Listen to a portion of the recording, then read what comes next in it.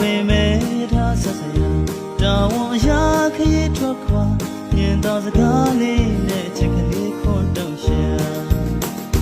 မိကိုယ်တွေထလူလူလေးတက်ခါရထားလမ်းခီမှာတောင်းတွေအသွဲသွဲကွေးဝိုင်းရင်ဖြတ်ကျော်လာရင်ဝဲဝမ်းမြောက်ဝမ်းသာပျော်ရွှင်မျိုးသူ့မျက်နှာအိမ်ပြန်ရောက်ရင်ချစ်သူကလေးလက်ဆက်မှာ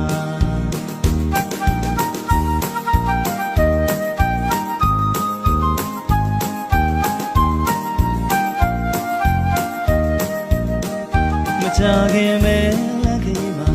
တောင်ပြူပြီးချရောက်လာမောင်မိုင်မဲမှုကြောင့်ရောရမ်းမှန်းလာခဲကြီးကွယ်ဝမ်းနေစရာလူတွေဖျားဖျားနေတာအုံငါဝိုင်းဝန်းလို့ရင်ပြီးကြည့်ကြရှာမိုးနဲ့လေထန်ကြောင်လာရထားမှာတအားသိမ့်မောက်ခါမမျော်လင့်ပဲနဲ့ကွာသူခမသူစဉ်ရထားမြေအောက်မှာရင်ငါမခွဲပြားနေတာအချစ်ဦးကလေးထွက်မှတရားပဲဖြစ်မှာ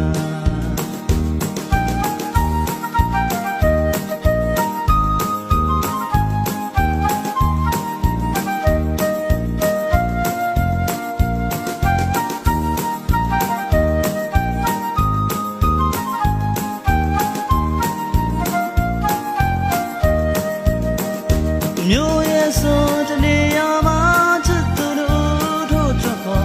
တရားတဲ့ကလေးတစ်ခုတည်းရှိပြီကွာဒါပေမဲ့မင်းတယောက်ကနေပါတော့ချစ်တဲ့လျာနောက်ခါဘဝချမ်းမှဆုံးသည်